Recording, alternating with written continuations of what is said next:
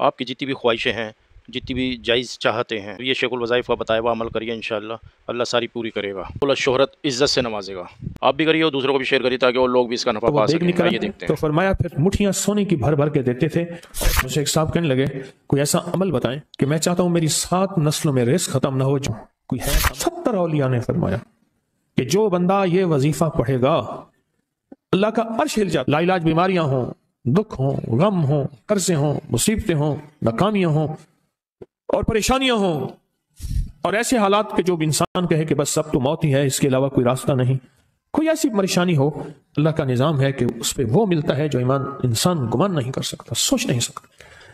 یہ فیصل آباد کے ساتھ مامو کانجن میں ایک درویش ہوتے تھے، صوفی عبداللہ صاحب رحمۃ اللہ علیہ، بڑے اللہ والے تھے، درویش تھے، اللہ سے مانگتے تھے، اللہ دے دیتا تھا۔ تو مجھے ان کے ایک شاگرد نے بتایا، اردو بازار لاہور میں ہوتے تھے، کہنے لگے کہ میں ایک دفعہ گیا تو مجھ سے فرمانے لگے کہ میرے سارے کے سارے طالب علم استاد جمع ہو کے آ گئے کہ ہمارے جو ہے وہ ہمارے راشن نہیں، کھانا پینا کچھ نہیں، تنخواہیں نہیں ملی، سب چیز ختم ہو چکی ہے، تو اب ہمیں اجازت دے دیں، آپ کے پاس تو ہے نہیں۔ اچھا فرمایا مجھے چند دن دے دو، جتنا اور دن صبر کر لیا، چند دن مجھے دے دو۔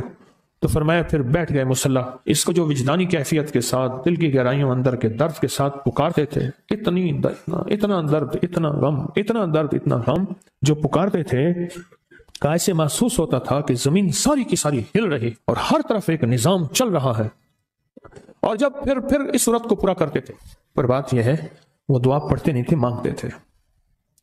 ایک ہے دعاؤں کا پڑھنا، ایک ہے دعاؤں کا مانگنا۔ دعا پڑھتے نہیں تھے، مانگتے تھے، اور اللہ مانگنے والے کو دیتا بھی ہے، اللہ مانگنے والے کو عطا بھی کرتا ہے، اور اللہ کی رحمت مانگنے والے کے ساتھ سدا رہتی ہے، ہمیشہ رہتی ہے۔ کہ ایسے مانگے، ایسا مانگا کہ اللہ پاک کو ترس آیا۔ چند ہی دنوں میں فرمایا اللہ نے دکھایا کہ یہ دیگ ہے سونے کی بھری ہوئی ہے، اور میں نے آپ کے حوالے کر دی، اور تھوڑا سی ایسی جگہ ہٹائی تو وہ دیگ نکل آئی۔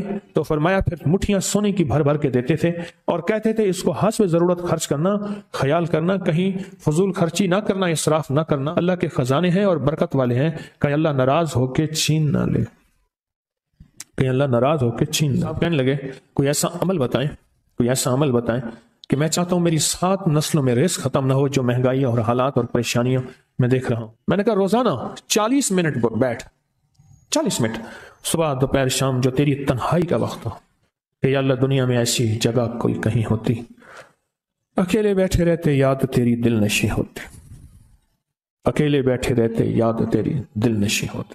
40 منٹ کوئی ایسا بیٹھ 40 منٹ اس انداز سے مصلی پہ، کہیں بستر میں، کہیں ایسی جگہ جہاں سوئے نہیں، اور بس صرف ایک بار سورۃ فاتحہ پڑھ، اور اس کے بعد ایاک نعبد و ایاک نستعین کو دوہرا، وجدان سے پڑھو، ایسے پڑھ کے رونگٹے کھڑے ہو جائیں، آنسو بہنے لگ جائیں، دل کے اندر کا درد اور دل کا اندر کا غم اور اللہ کے سامنے حاضری، استحضار، یہ کیفیتیں تیری ہوں کہ بس اس کے علاوہ کوئی مجھے یاد نہ رہے۔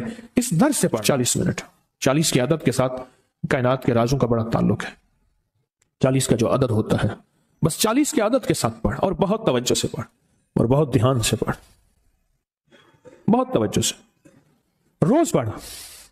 مجھ سے کہنے لگا کتنے دن پڑھوں؟ تو میں نے اس سے کہا مجھ سے یہ دن نہ پوچھ، تیرا دل خود بولے گا کہ فیصلے ہو گئے ہیں، بس۔